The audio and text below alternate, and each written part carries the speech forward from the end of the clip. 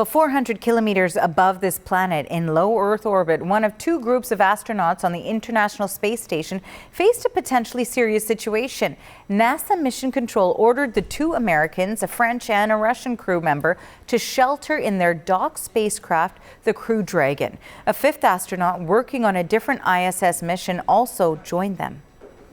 Station Houston on Space to Ground 2 for all USOS crew members. Need you to execute procedure, EMER procedure 3.4. Crew Dragon established safe haven. They were all told to be ready to suit up and to prepare for possible emergency evacuation. A separate Russian crew of two was dealing with a worsening air leak in its area of the ISS. Now, the Russians say there's no immediate threat to the Crew Dragon team. For more on this, we've reached Chris Cassidy now. He is a former NASA chief astronaut. Thank you so much for making time for us today, Chris. Yeah, my pleasure. Great to be with you. In interesting times to be talking about this. No doubt. You know, first I want to get a little bit of your perspective here. Just how does a shelter-in-place work aboard the International Space Station? Well, yeah, ironically enough, it was the crew I was with. I was the commander of the space station in 2020 when this very exact leak first showed itself. And then it's been troublesome for the last 5 or 6 years with engineers on both sides of the ocean figuring out plans to patch it, but it's been a pesky one. So in this kind of situation, just like you said, they execute a shelter in place, which means each crew member goes to their assigned spacecraft that brought them up, and that's your emergency vehicle if you need to come home. And there's varying levels of it, to the extent of even putting your spacesuit on such that you are ready to close the hatch and leave. And that's where we are in the last day or so. It's been interesting to see this dynamic event unfold. Now, certainly we have learned, of course, in the last several minutes or so that the situation appears to be somewhat resolved at this stage, and there's no longer a major threat that would require for the crew to shelter in place. But there was the potential here to prepare for a possible emergency evacuation. You know, having watched as an observer, so many people watch these launches and they take off with so much precision. I'm wondering, an emergency evacuation, just how difficult or challenging would that have been to carry out? Well, NASA has procedures for everything on the International Space Station, and this has been thought out and really run through many simulations on what's the most efficient and effective way to keep the crew safe and preserve as much of the vehicle as possible.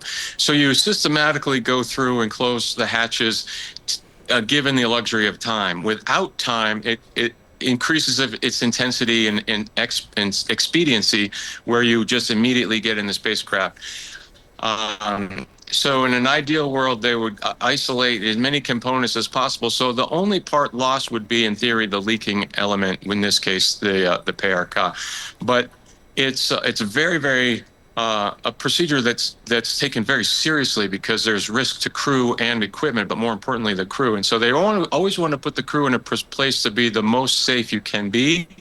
And that means never putting a hatch between yourself and your emergency escape vehicle. So that's why the Americans went to the Crew Dragon on the U.S. side of the space station, and the three members that are part of the Soyuz, and two of those Russian crew members were working on the leak. They're closer to their vehicle, which is the Soyuz vehicle docked to the Russian side of the space station. You know, I also wanted to ask you, in terms of some of the source reporting that's been done on this, it says that the air leaks have been relatively minor in recent months, but escalated on Monday from 1 pound of air per day to 2 pounds. So I'm wondering, what does that mean for the crew on board? Explain to our audience just what that means.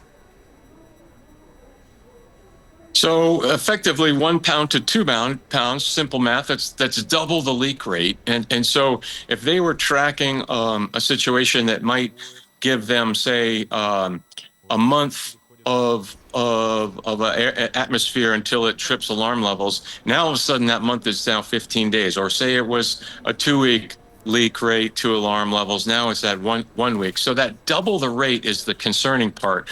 And with it, it's much like a hockey stick angle in the curve, an increase in the intensity, you never know when that next increase of such severity will happen. So that's really what they're trying to protect against, is that second immediate curve, and really be postured in a position to keep people safe, and that's what they're doing. So NASA and the space program is always about what is the next worst failure. Given the situation where we are today, what's the next thing that can happen that would put us in a worse position? And that's why they're always trying to stay one step ahead of those dynamic environments like this. Chris, thank you so much for explaining to us what all has unfolded. We appreciate your time.